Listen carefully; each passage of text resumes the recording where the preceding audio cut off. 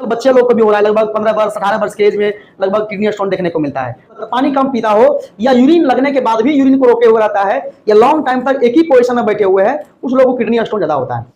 Hello my dears, मैं आशा करता हूं कि आप स्वस्थ होंगे, मस्त होंगे और बेस्ट होंगे। आज मैं बताने वाला हूं आपको यूरिन फॉर्मेशन के बारे में। जब हम पानी पीते हैं तो पानी पीने के बाद वो यूरिन कैसे बन जाता है ना, और यूरिन बनने की क्या प्रोसेस है और कहां पर यूरिन बनता है, हम इसके बारे में डिस्कस करते हैं। देखिए, यूरिन जैसा जानते हैं आप हमारे बॉडी का एक नाइट्रोजनस वेस्ट है और यह एक अपशिष्ट पदार्थ है जो किडनी में बनने के बाद यूरिनरी ब्लैडर में आके जमा होता है और फिर टाइम टाइम पर वह यूरेथ्रा यानी मूत्र मार्ग से वह धीरे धीरे बाहर निकलते रहता है। ये पूरा प्रोसेस होता है यूरिन फॉर्मेशन का। यूरिन फॉर्मेशन स्पेशली हमारा किडनी में होता है और ये किडनी हमारा एब्डोमिनल कैविटी में पीछे साइड से प्रेजेंट है, जैसा कि आप पीछे फिगर में देख रहे होंगे कि कहाँ पर हमारा ये किडनी प्रेजेंट है। ये किडनी बॉडी का चीफ ऑर्गन होता है और यह किडनी ब्लड का फिल्ट्रेशन करता है और यूरिन का फॉर्मेशन करता है। दो काम किडनी का मेन होता है।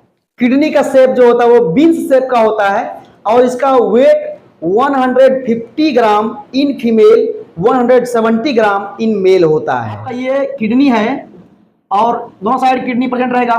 किडनी से निकलेगा यूरेटर, यूरेटर के बाद निकलेगा यूरिनरी ब्लैडर। देखिए ये दोनों नली जो है आगे आएगा और यहाँ पर ये यूरिनरी ब्लैडर कुछ इस साइड के रहेगा बना हुआ ऑनियन शेप का, और इसके बाद आगे का जो पार्ट है वह यूरेथ्रा में जाकर के कन्वर्ट हो जाता है। यूरेथ्रा में जहाँ से यूरिन पास में एक और ग्लैंड जिसका नाम है सुप्रारेनल ग्लैंड, और ये एड्रेनालाइन हार्मोन का सीक्रेशन करता है, इसके ऊपर भी होता है।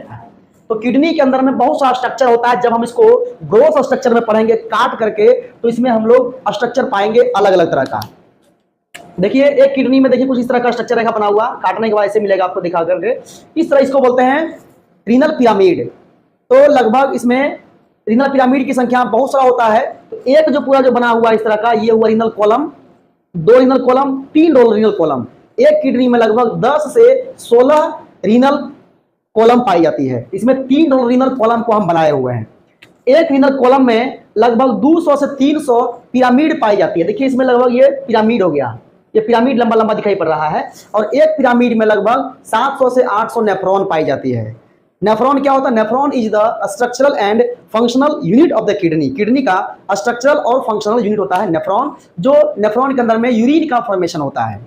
अब देखिए ये अंदर की तरफ आता है एक आर्टरी जो एब्डोमिनल एओर्टा का ब्रांच होता है, और ये ब्रांच जो होता है निकलता है आपका हार्ट से। तो इसी का ब्रांच होता है, इसका नाम है रीनल आर्टरी।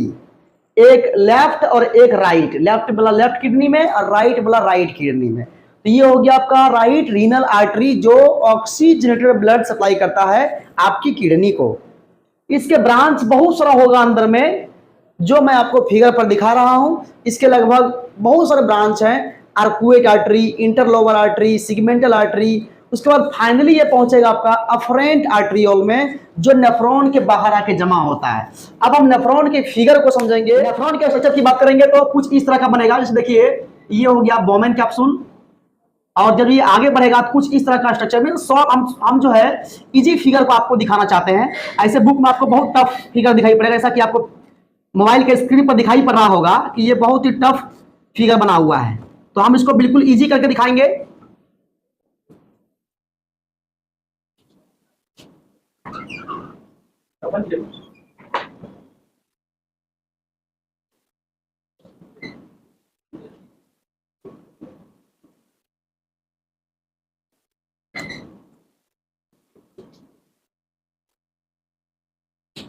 ये पूरा नेफ्रॉन का एक फिगर हुआ, सिंपल फिगर। अब आप जो है इसको अंदर में ब्लड वेसल्स को चारों तरफ से घुमा दीजिएगा तो पूरा जिग-जैग हो जाएगा, मैंने समझ में नहीं आएगा। इसलिए हम क्लियर फिगर इस तरह से बनाए हुए हैं। देखिए इसका नाम हो जाएगा इसका नाम हो जाएगा बोमेन कैप्सूल। बोमेन कैप्सूल ये हो जाएगा पीसीटी, इसका मतलब हुआ प्रोक्सिमल कॉम्प्लेटेड टिब्यूल, और ये हुआ डिसेंडिंग टिब्यूल, और ये हो गया आपका loop of Henle. Loop of Henle ऐसे डिसेंडिंग थिक वाल भी बोलते हैं इसको, और ये असेंडिंग थिक वाल हो गया। और ये जो असेंडिंग थिक वाल इसको बोलते हैं असेंडिंग थिक वाल। और ये जो हो गया आपका डीसीटी, डिस्टल कॉन्वोल्यूटेड टिब्यूल, और ये जो हो गया आपका इसको बोलेंगे कलेक्टिंग टिब्यूल। कलेक्टिंग टिब्यूल या डक्ट भी कहते हैं इसको। तो इसमें क्या होता है, कोई भी यूरिन बनने के बाद जमा होता है। अब देखिए अभी जो हम बात कर रहे थे रीनल आर्टरी के बारे में, इसके बहुत सारे ब्रांच होगा, ब्रांच होते तो कहां पहुंचेगा, अफरेंट आर्टरियोल तक। तो अफरेंट आर्टरियोल कुछ यहां से इस तरह का रहेगा बना हुआ, और इसके यहाँ पर बहुत लगभग 50 की संख्या में इसका ब्रांच होता है, और ब्रांच होकर सब जिगजैग होता है, वो फाइनली इस तरह का निकलेगा। तो इसको पूरे ब्रांच, पूरे जो यहाँ पर बनेगा बीच में, इसको बोलेंगे हम लोग ग्लोमेरुलर कैपिलरी, और ये है अफरेंट आर्टरियोल। और ये जो आगे जो बढ़ेगा इस तरह से, इसका नाम हो जाएगा इफरेंट आर्टरियोल। तो ग्लोमेरुलर कैपिलरी में क्या होता है, ब्लड का फिल्ट्रेशन। जैसे कि मान लिया कि चलनी है, तो चलनी में आप क्या करते हैं, चलते हैं तो कुछ भी मोटा चीज होता है ऊपर आ गया, पतला चीज नीचे आ गया।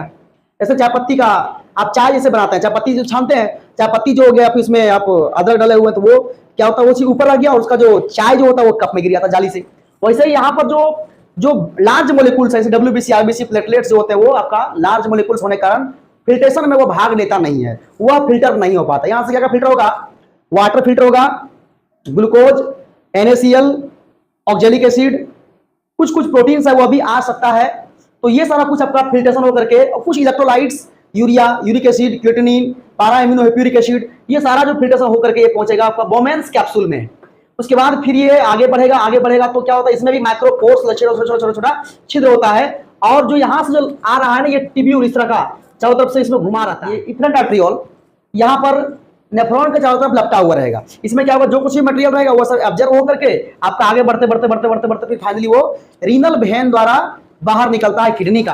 अब देखिए प्रोटीन्स, विटामिन तो यहाँ पर नहीं आएगा, लेकिन कभी कभी अगर नेफ्रॉन में प्रॉब्लम हो, किडनी में प्रॉब्लम हो, तो क्या होता है, यहाँ से ये दीवार टूट जाता है और ब्लड या तो प्रोटीन्स, विटामिन भी उसका पेशाब में, यूरिन में आने लगता है। तो ऐसे लोग को फिर टेस्ट कराने की जरूरत पड़ता है। किडनी प्रॉब्लम वाले को लोग को समस्या ऐसा बनता है। तो यहां से क्या होगा, लगभग 80% आपका जल और 80% लगभग NaCl और 80% ग्लूकोज लगभग एब्जॉर्ब हो जाएगा, और शेष जो जल वगैरह बचेगा वो आगे इस ट्यूब से होते होते वो ये पहुंचेगा आपका कलेक्टिंग डक्ट में। और यहाँ आने के बाद वो फाइनली एक जगह ओपन गिरेगा। अब ये गिरेगा कहां पर, देखिए ये कुछ किडनी ऐसे बना हुआ है, और अभी जो दिखाए थे फिगर में इस तरह का रीनल कॉलम, तो इस कॉलम में क्या होता है